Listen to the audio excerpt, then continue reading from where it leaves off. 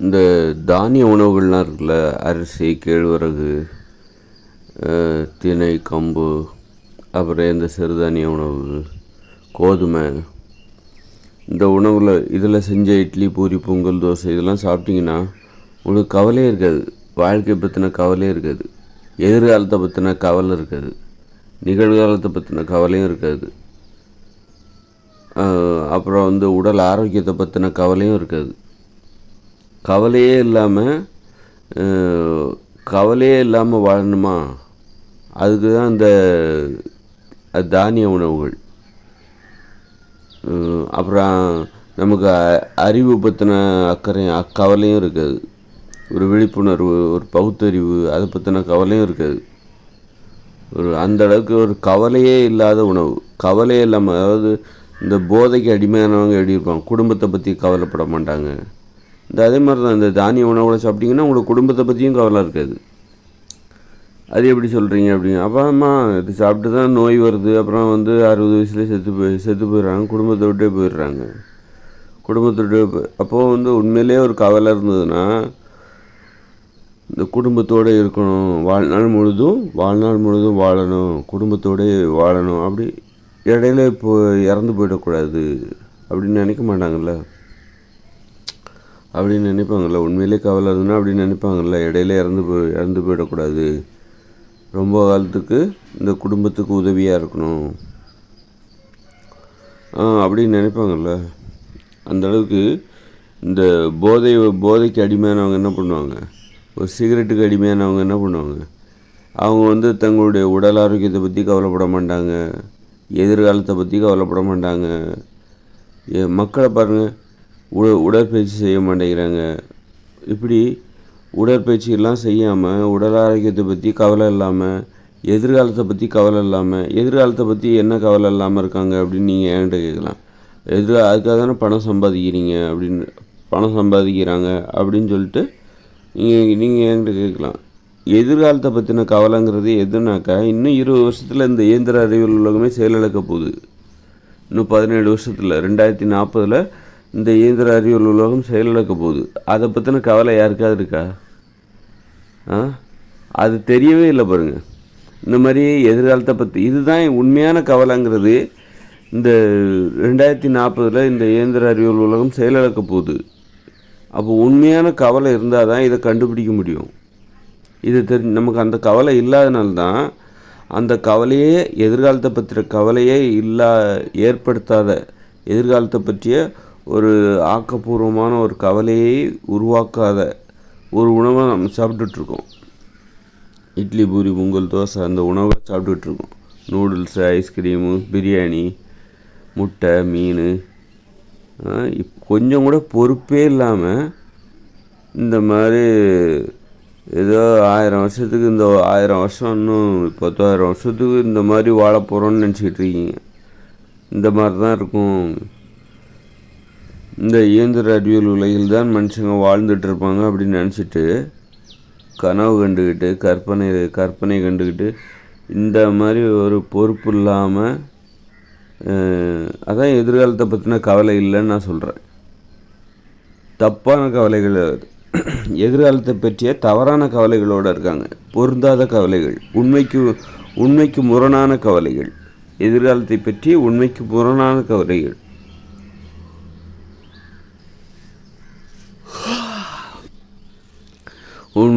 அதுதான் அப்புறம் ஒரு பயம் இல்லை, காலையில் எழுந்திருக்கணும். அந்த பயம், அது காலையில் எழுந்திருக்கணும்னா ஒரு பயம் இருந்தால் தான் காலையில் எழுந்திருக்கவே முடியும். அந்த பயத்தை அது நீக்கிறது. இந்த உணவு இருக்குல்ல, அந்த இட்லி, பூரி, பொங்கல், தோசை, அதெல்லாம் அந்த உணவுங்கிறது தானிய உணவுகள் என்பது உங்களுக்கு பயத்தை நீக்கிறோம். எந்த வித பயத்தையுமே, எல்லா பயத்தையும் எடுத்துரும். ஒரு பொறுப்பே இல்லாமல் வாழ செய்கின்ற ஒரு உணவு தான் அது. அறிவுன்னா இந்த உலகத்தை பற்றி அறிவு தெரிஞ்சுப்போம். ஒரு இயற்கையை பற்றிய உண்மைகளை தெரிஞ்சுப்போம். அந்த கவலையும் இல்லை. மூட நம்பிக்கைகளை போய் உண்மைன்னு நினச்சிக்கிறது, அந்த கவலையே இல்லை. அதாவது ஏன் மக்களுக்கு இந்த மூட நம்பிக்கை ஏற்பட்டுச்சு? ஒரு அறிவை தேட வேண்டும் என்கிற அக்கறையே இல்லை, பொறுப்பே இல்லை, கவலையும் இல்லை. சும்மா ஏதோ அதெல்லாம் ஒரு விஷயமா, அந்த தேடலே இல்லை, அதை தேடுகின்ற அந்த மனோபாவமே இல்லை. சும்மா அதெல்லாம் ஒரு வேலையே இல்லை அப்படின்னு நினச்சிக்கிறாங்க. ஒரு இயற்கையை பற்றிய உண்மையை தெரிஞ்சுக்கணும் அப்படிங்கிற அந்த நினைப்பே இல்லாமல் அப்படியே வாழ்கிறது. சும்மா அவங்க சொன்னாங்க இவங்க சொன்னாங்க அப்படின்னு சொல்லிட்டு கடைசியில் பார்த்தா மூட நம்பிக்கைகள், இயற்கையை பற்றி எதுவுமே தெரியல. அப்புறம் மூட நம்பிக்கைகள், மத மூட நம்பிக்கைகள், ஒவ்வொரு மதத்துக்காரங்களும் ஒவ்வொரு தடி புத்தகத்தை வச்சுக்கிட்டு இதுதான் இயற்கை, இதைத்தான் நீ தெரிஞ்சிக்க வேண்டிய உண்மைகள் அப்படின்னு சொல்லிட்டு இந்த மாதிரி மூட நம்பிக்கையோடு வாழ்கிற மக்களுக்கு தலையில் போதிக்கிறாங்க. அந்த அளவுக்கு இதுக்கெல்லாம் என்ன காரணம்னா இந்த உணவு தான் காரணம், தானிய உணவுகள் தான் காரணம். நம்மளாம் மூட நம்பிக்கைகளோட ஒரு அறிவை தேட வேண்டும், இயற்கையை பற்றிய உண்மையை தெரிந்து கொள்ள வேண்டும் என்கிற அக்கறையும் கவலையும் இல்லாமல் ஒரு பொறுப்பற்றவர்களாக மனுஷங்களை வாழ வைப்பதற்கு இந்த தானிய உணவுகள், உப்பு போட்டு சமைச்ச உப்பு மற்றும் இந்த தானிய உணவுகள், அப்புறம் இந்த மாமிச உணவுகள், மீன் உணவுகள், முட்டை உணவுகள், இந்த மாதிரியான உணவுகள் தான் காரணம். அப்புறம் பாருங்கள், கவலையும் இல்லை, அதாவது இந்த மனித இனத்தை பாதுகாக்கணும், மற்றவங்கள மதிக்கணும் அப்படிங்கிற அந்த கவலை இல்லை, பொறுப்பு இல்லை அப்படிங்கிறதுக்கு பாருங்கள், சண்டை போட்டு சாகுறாங்க, போரிட்டு சாகுறாரு, ஒரு அடித்து கொண்டு வெட்டி கொண்டு சுட்டு கொண்டு சாகுறாங்க. அந்த அளவுக்கு கவலையே இல்லை இவங்களுக்கு, மற்றவங்களோட மரியாதை பற்றிய கவலையே இல்லை. மற்றவங்களுக்கு மதிப்பு கொடுக்கணும், பெரிய மனுஷங்க மதிப்பு கொடுக்கணும், அந்த அக்கறையும் இல்லை, கவலையும் இல்லை.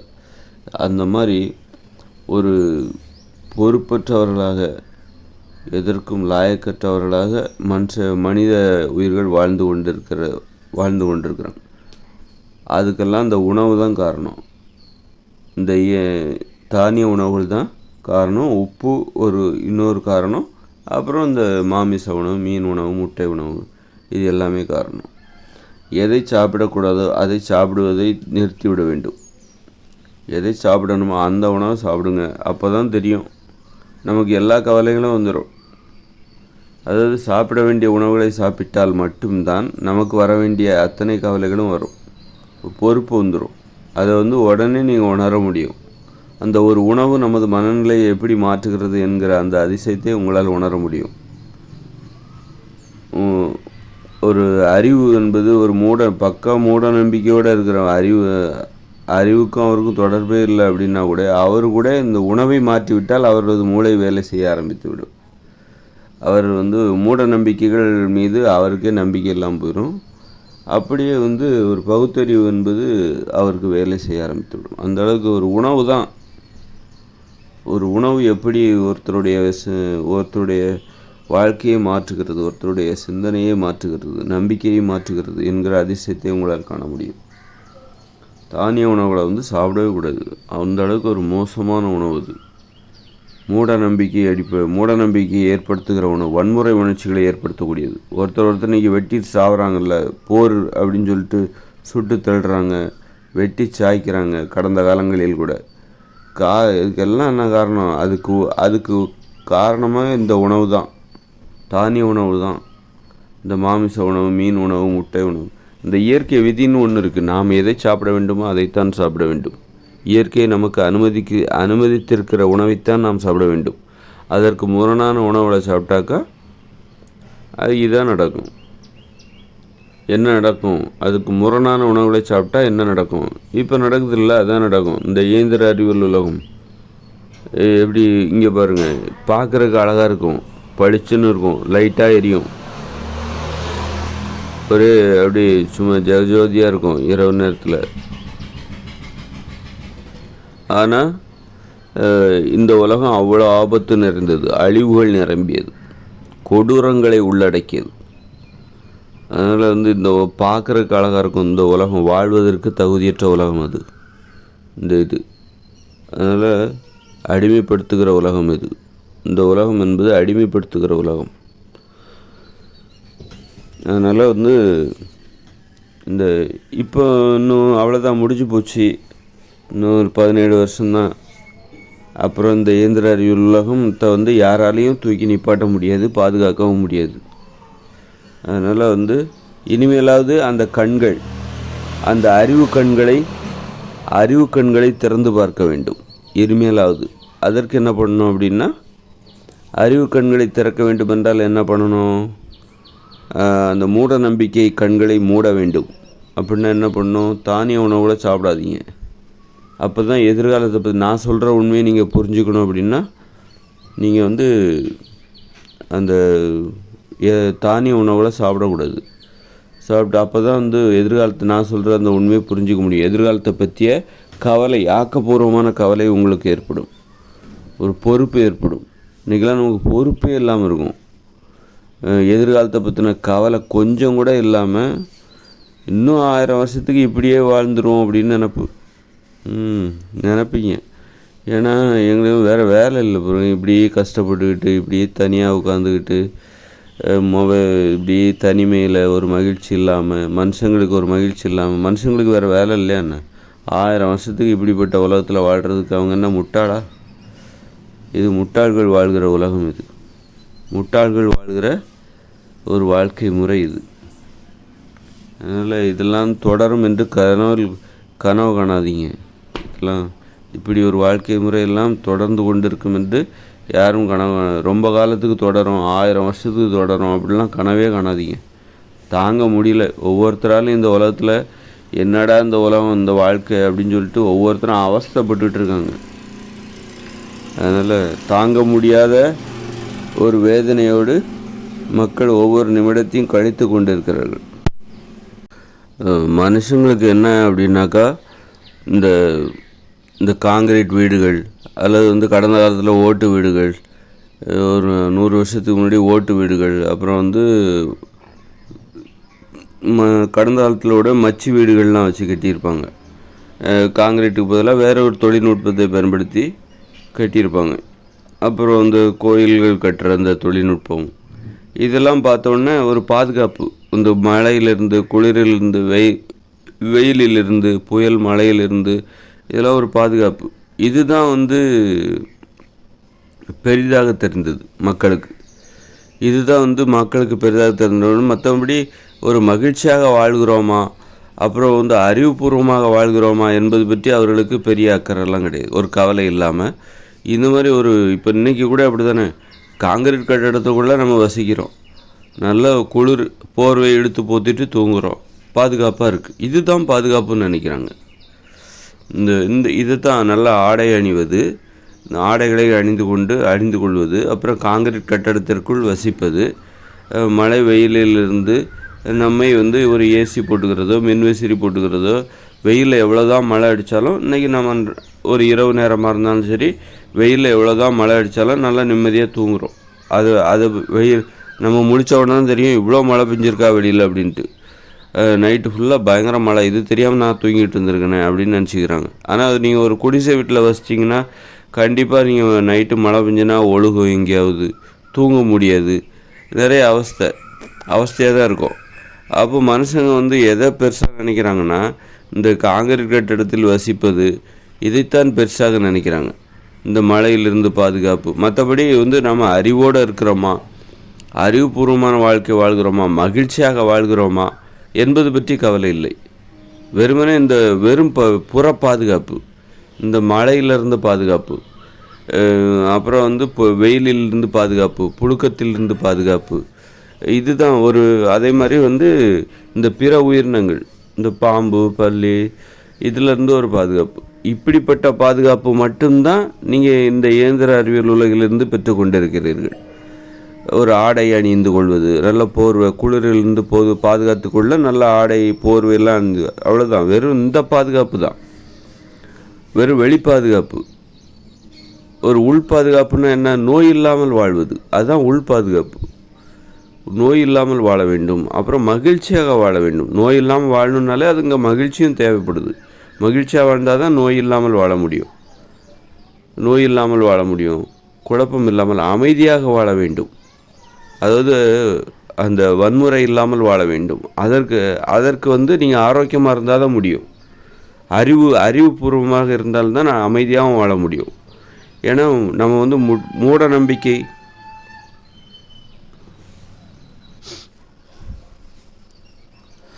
மூட நம்பிக்கை, முட்டாள்தனம் நமக்கு அந்த அந்த மாதிரி இருந்துச்சுன்னா தான் இந்த மாதிரி சண்டை போடுவாங்க, போரிடுவாங்க, ஒருத்தர் அழிக்கிற முயற்சி, நோய்கள் வருவதற்கே அதான் காரணம். மனுஷங்க ஏன் வன்முறையாளர்களாக மாறிப்போனார்கள் அப்படின்னா அதுக்கு மூட நம்பிக்கை தான் காரணம். அறிவுங்கிறது ஒருவரை மென்மையாக்கிவிடும்.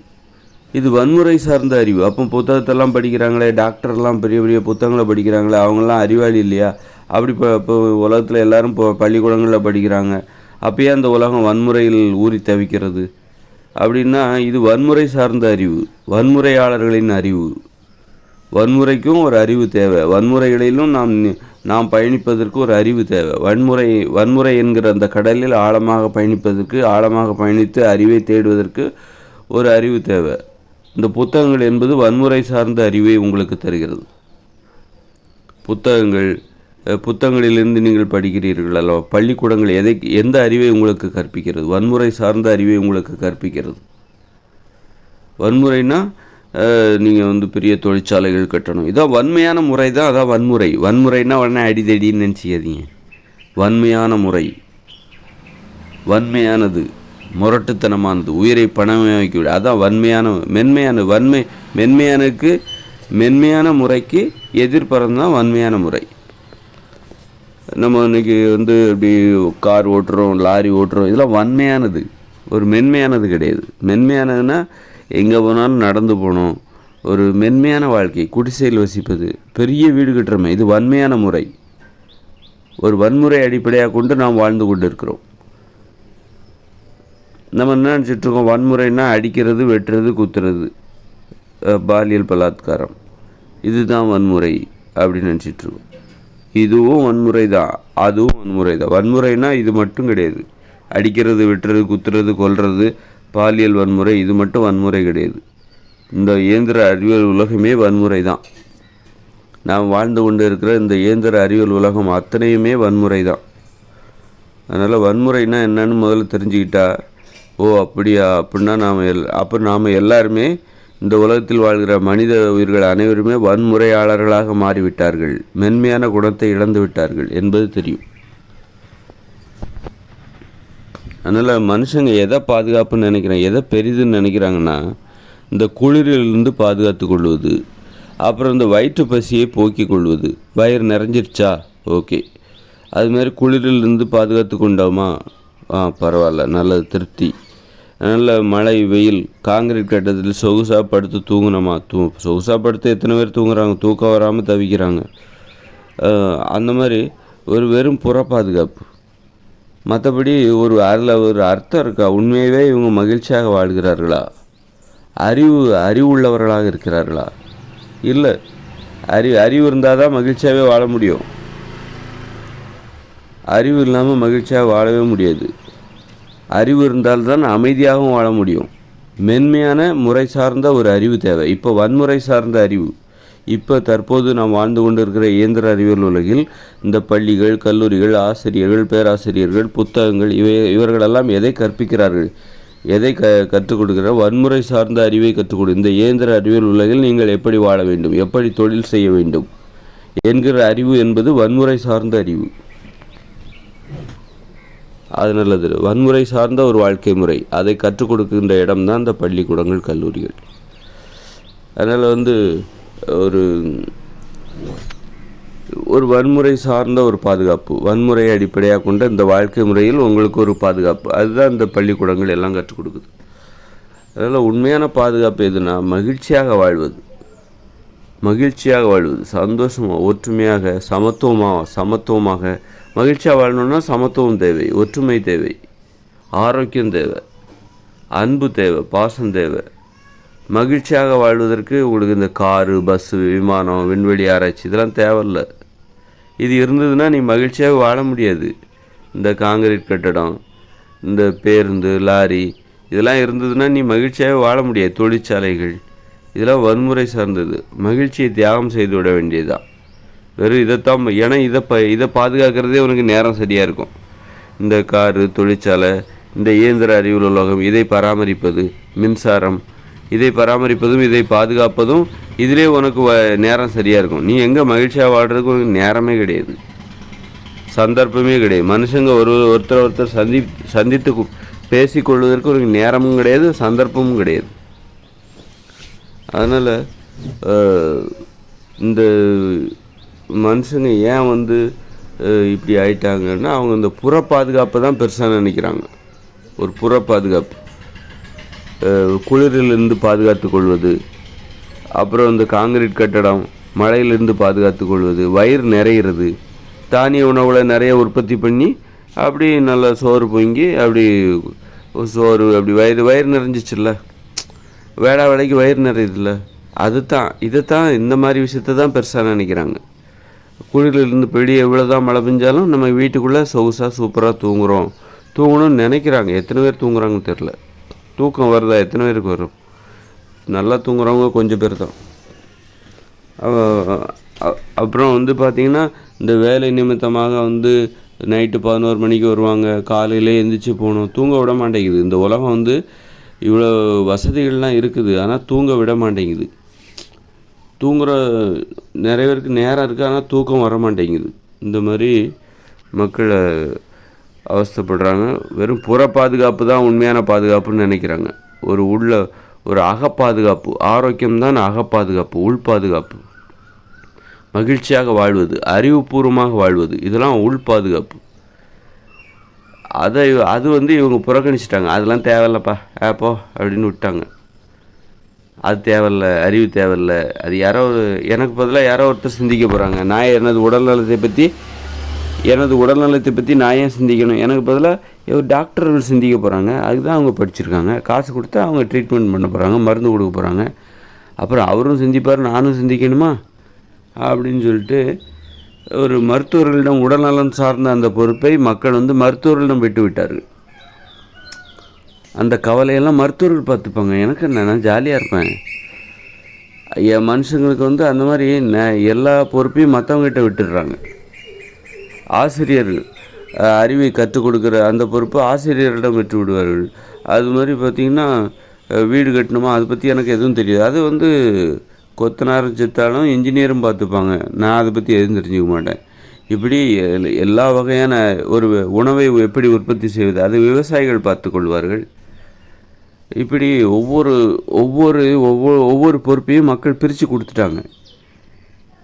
அந்த அளவுக்கு மக்களுடைய அறிவு ஏன் குறுகி போச்சு?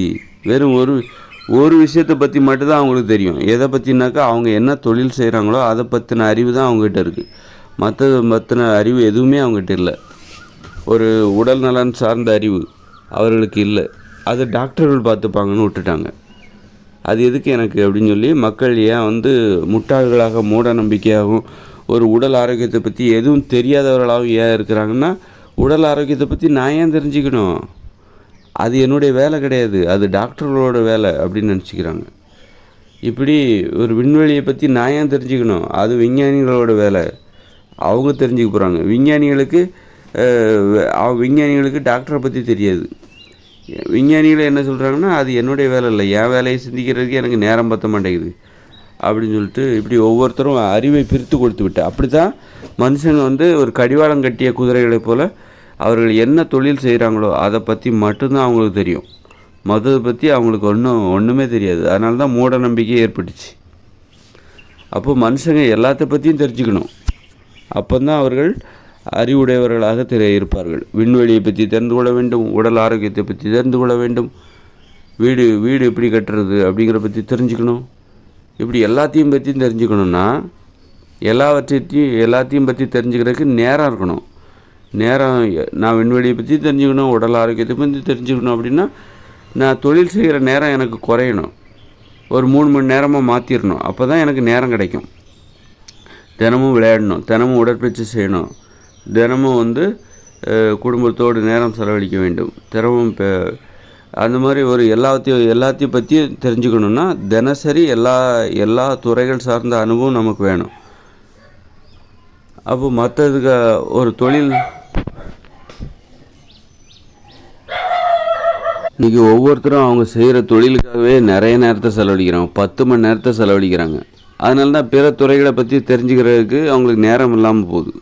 உடல் ஆரோக்கியத்தை பற்றி தெரிஞ்சிக்க முடியல. ஒருத்தர் அவர் என்ன தொழில் செய்கிறாரோ அதை பற்றி தான் அவர் 10 மணி நேரமாக சிந்திக்கிறாரு. அதனால் உடல் ஆரோக்கியத்தை பற்றி சிந்திக்கிறதுக்கு அவருக்கு நேரம் இல்லை, குடும்பத்தோடு நேரம் செலவழிப்பதற்கு நேரம் இல்லை. அதனால தான் வந்து அறிவு இல்லாமல் போகுது. அதனால் எல்லா துறையும் பற்றி நீ தெரிஞ்சுக்கும் போது தான் உனக்கு மூட நம்பிக்கைகளே இருக்காது. அப்போ அதுக்கு நேரம் வேணும். அப்போ தொழில் செய்கிற நேரத்தை குறைக்கணும். ஒரு 3 மணி நேரம் குறைச்சிட்டாக்கா மீதி 7 மணி நேரம் மிச்சமாகும். அந்த 7 மணி நேரத்தில் நம்ம விளையாடணும், உடல் ஆரோக்கியத்தை பற்றி சிந்திக்கணும், உடற்பயிற்சி செய்யணும். அப்படி அந்த மாதிரி ஒரு முழுமையான அறிவை பெற வேண்டுமென்றால் நம்ம வந்து எளிமையாக வாழ்ந்தால் மட்டும்தான். வெறும் 3 மணி நேரம் வெறும் 3 மணி நேரம் தொழில் செய்துவிட்டு தொழில் செய்கிறோன்னு வச்சுக்கோங்க, அப்போ வந்து நம்முடைய வாழ்க்கை எளிதாக மாறிவிடும். இந்த மாதிரி இயந்திர அறிவியல் உலகிலெலாம் வாழ முடியும். வெறுமனே இந்த இயந்திர அறிவியல் உலகில் வாழ வேண்டுமென்றால் தினமும் தொழிலை வந்து 6லேருந்து 8 மணி நேரம் 10 மணி வரைக்கும் 10 மணி நேரம் செஞ்சால் தான் இந்த இயந்திர அறிவியல் உலகை நாம் பராமரிக்க முடியும், பாதுகாக்க முடியும். அப்போ இந்த இயந்திர அறிவியல் உலகம் இருக்கிற வரைக்கும் நமக்கு பிற துறைகள் சார்ந்த அறிவை எதுவும் தெரிஞ்சிக்கவே முடியாது. மக்கள் மூட நம்பிக்கையோடு தான் இருப்பாங்க. பிற துறைகள் பற்றிய அறிவு குருடர்களாக தான் மக்கள் இருப்பாங்க. அது வந்து இந்த இயந்திர அறிவியல் உலக நியதி. நம்ம எல்லா துறைகளையும் பற்றி தெரிஞ்சுக்கணும், உடல் ஆரோக்கியத்தை பற்றி தெரிஞ்சுக்கணும், விண்வெளியை பற்றி தெரிஞ்சுக்கணும். அப்படின்னா நமக்கு அதற்கு ஒரு விவசாயத்தை பற்றி தெரிஞ்சுக்கணும், உடற்பயிற்சியை பற்றி தெரிஞ்சுக்கணும், குடும்பத்தை பற்றி தெரிஞ்சுக்கணும், காதலை பற்றி, காமத்தை பற்றி, பாலியல் உறவை பற்றி, இப்படி எல்லாத்தையும் பற்றி நான் தெரிஞ்சுக்கணுன்னா அதுக்கு நேரம் தேவை. அப்போது ஏதோ ஒரு தொழிலுக்காக நாம் நிறைய நேரத்தை செலவழிக்கிற அந்த நடைமுறை தற்போதைய இயந்திர அறிவியல் உலக நடைமுறையிலிருந்து நாம் விடுபட்டால் மட்டும்தான் ஒரு இயற்கையோடு இணைந்த எளிய வாழ்க்கை வாழும்போது தான் அங்கே நீங்கள் தொழிலுக்காக ஒரு 3 மணி நேரம் தான் செலவழிப்பீங்க. மீதம் உங்களுக்கு நிறைய நேரம் இருக்குது. அதில் நீங்கள் விளையாடுவீங்க, உடற்பயிற்சி செய்வீங்க, குடும்பத்தோடு நேரம் செலவழிப்பீங்க, காதல், காமம், விண்வெளி பற்றி நிறைய பேசிப்பாங்க மக்கள். அப்போ நல்ல அறிவு ஏற்படும். நல்ல மூட நம்பிக்கையே அங்கே இருக்காது. ஒரு முழுமையான மனுஷங்களாக வாழ்வார்கள். ஒரு மூட நம்பிக்கை என்பதே அங்கே இருக்காது.